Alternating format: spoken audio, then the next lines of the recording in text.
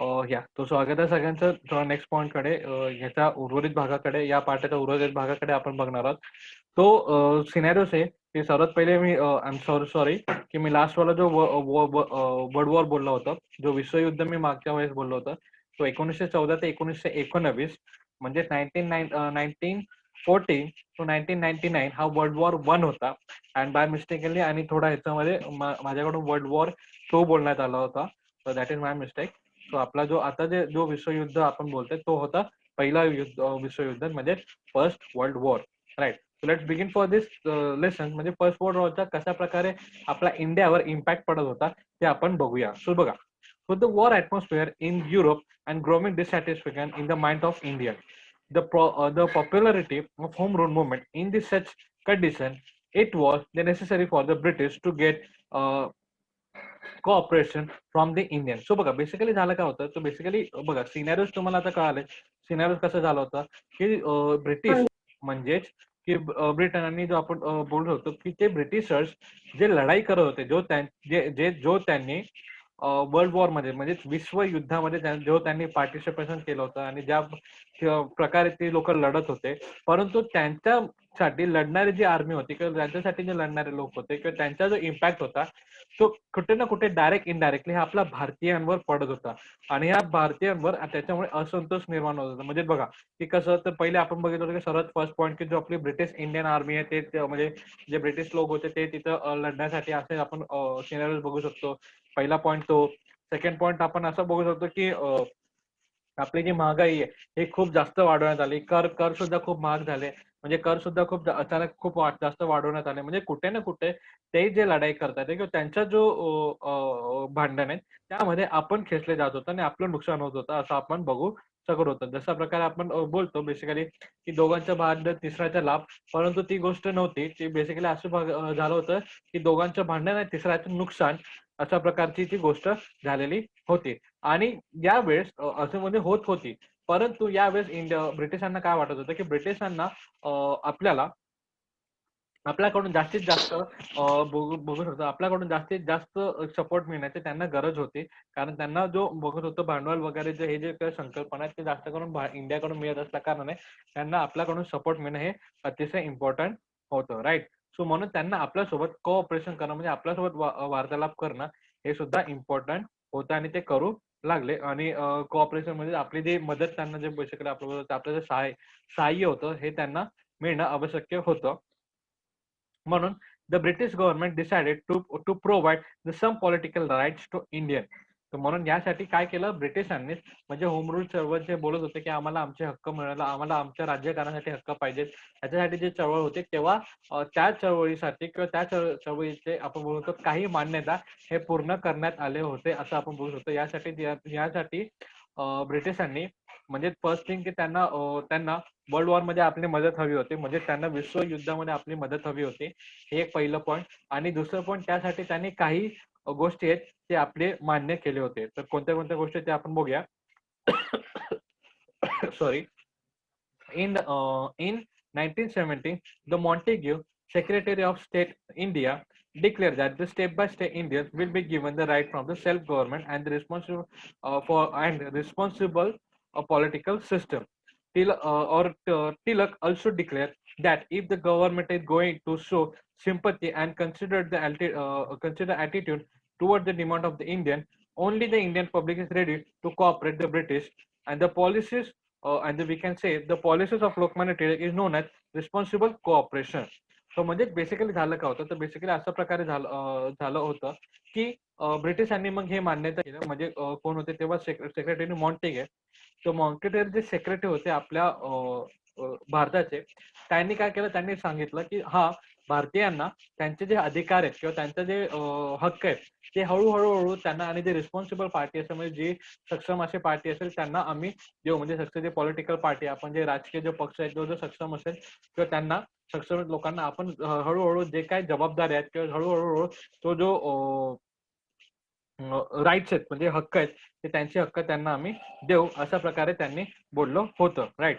So अशा प्रकारचे एक स्टेटमेंट ब्रिटिशांकडून आला होता. परंतु त्यांच्या अगेन्स्ट टिळकांनी असा एक स्टेटमेंट दिला की जर ह्यांच्यामध्ये आम्हाला कुठे ना कुठे जर म्हणजे declare that if the government is showing to sympathy and considerable attitude towards the demands of India only, म्हणजे लोकमान्य टिळकांनी अशा प्रकारे घोषित केलं होतं की जर ही तुम्ही जे बोललेली गोष्ट आहे, म्हणजे तुम्ही जे स्वतःहून जे बोलतात की तुम्ही आम्हाला हक्क द्याल, हळूहळू आम्हाला सगळे आमचे जे हक्क आहेत ते आम्हाला पुरवाल आणि हळूहळू आमचे जे डिमांड्स आहेत ते हळूहळू पूर्ण होतील, असे जे घटना आहेत, जर त्यांच्यामध्ये जर तुम्ही ठाम असाल किंवा ती जे गोष्ट तुम्ही करणार असाल तरच आम्ही तुम्हाला सपोर्ट करू, आणि किंवा ती जे गोष्ट होत आहे असे आम्हाला जर दिसलं, म्हणजे तुम्ही हळूहळू जे आम्हाला आमचे डिमांड देतात हे आम्हाला जर दिसलं तरच आम्ही तुम्हाला सपोर्ट करू, अशा प्रकारचं अशा प्रकारचं एक ठणठणावून सुनावलेलं आपण बघू शकतो की अशा प्रकारचं लोकमान्य टिळकांनी ब्रिटिश गव्हर्नमेंटला सांगितलेलं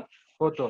आणि आणि जो लोकमान्य टिळकांनी जी पॉलिसी त्यांनी बनवली होती त्यांनाच आपण कोणती पॉलिसी म्हटलं होतं, तर रिस्पॉन्सिबल ऍक्ट म्हणजे प्रतियोगी सहकारिता.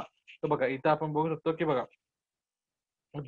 आणि सरकार जर भारतीयांच्या मागण्यांविषयी सहानुभूती व समजूतदारपणा दाखवत असेल तरच भारताची जनता देखील सरकारला सहाय्य करेल, असे लोकमान्य टिळकांनी जाहीर केलेले होते, आपण बघू शकतो, राईट.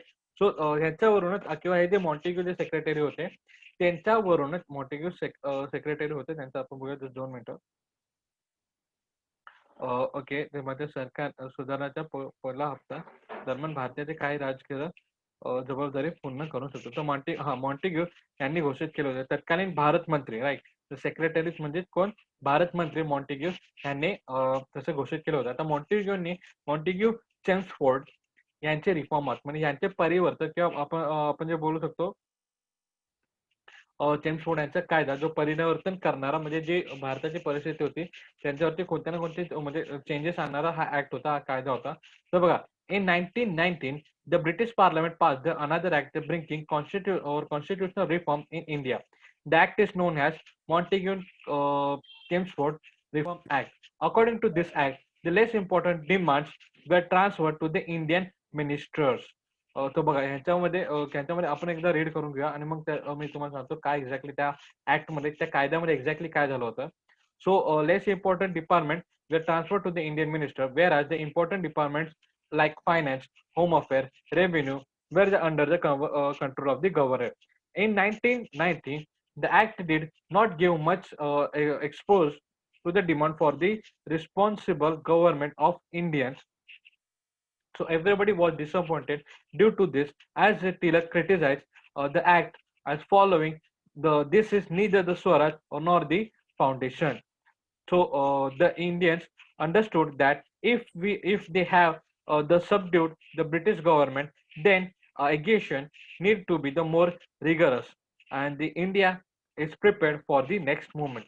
So basically काय झालं या ऍक्ट नुसार, आपण मॉन्टेग्यू चेम्सफोर्ड ऍक्ट बद्दल आपण बोललो तर मॉन्टेग्यू चेम्सफोर्ड कायदा असा होता की या कायद्यानुसार 1919 ला हा कायदा ब्रिटिश पार्लमेंट म्हणजे ब्रिटिश संसद जे आपण म्हणतो, ब्रिटिश संसद म्हणजे जे बेसिकली आपण लंडन युके जे आपण बोलतो त्या ठिकाणी होणारी जी गोष्ट आहे त्या ठिकाणी हा कायदा पास झाला. आणि तो कायदा असं सांगण्यात आला, ज्या कायद्यामध्ये असं लिहिण्यात आलं होतं, हा कायदा असा होता की जेणेकरून जे कमी दर्जाचे जे डिपार्टमेंट आहेत, म्हणजे खातं आपण जसं आपण बघतो की आता सध्या आपण आपल्या लाईक आपल्या पार्लमेंटमध्ये सुद्धा बघतो की कोणते फायनान्स मिनिस्टर, म्हणजे कोणते फायनान्स मिनिस्टर म्हणजेच आपण बोलतो वित्त मंत्री, नंतर पर्यावरण मंत्री, निसर्ग मंत्री, असे असे जे आपण जे मंत्री बघतो, आणि असे जे बेसिकली वेगवेगळे डिपार्टमेंट असतात, हे जे डिपार्टमेंट असतात ते बेसिकली आपण बोलतो हे राज्यकारभार हे चालवत असतात. म्हणजे राज्यकारभार चालवण्यासाठी वेगवेगळे जे डिपार्टमेंट असतात ते वेगवेगळे डिपार्टमेंट एकत्र मिळून राज्यकारभार हा चालवत असतात.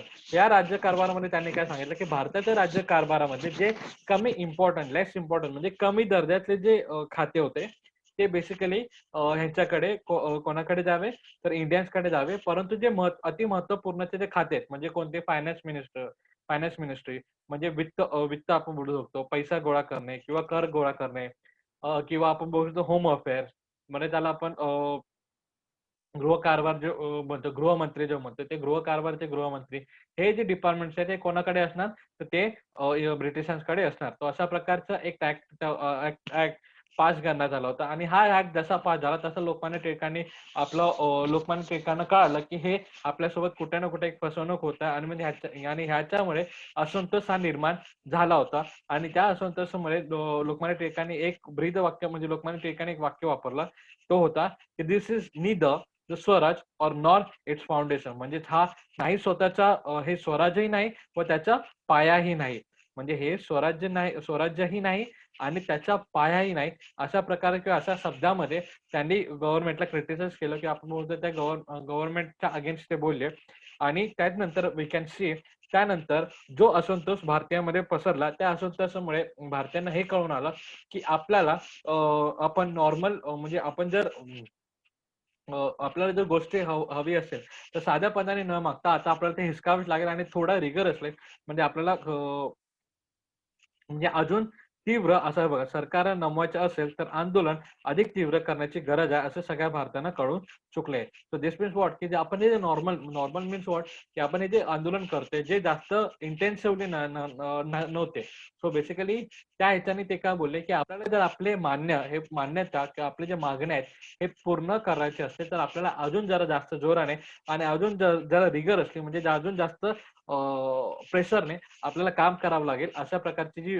भावना आपल्या सगळ्या भारतीयांना आली आणि त्यानुसारच Indians got prepared for the new movement आणि आपण बोलतो की भारतीय पुन्हा एकदा नवीन चळवळीसाठी सज्ज झाले होते. तर नवीन चळवळी कोणत्या तर नॉन कॉपरेशन मुवमेंट असहकार चळवळ असे वगैरे जे चळवळ आहेत ते चळवळ बेसिकली चालू झाले होते. हे आपण बघूया पुढच्या पाठामध्ये राईट.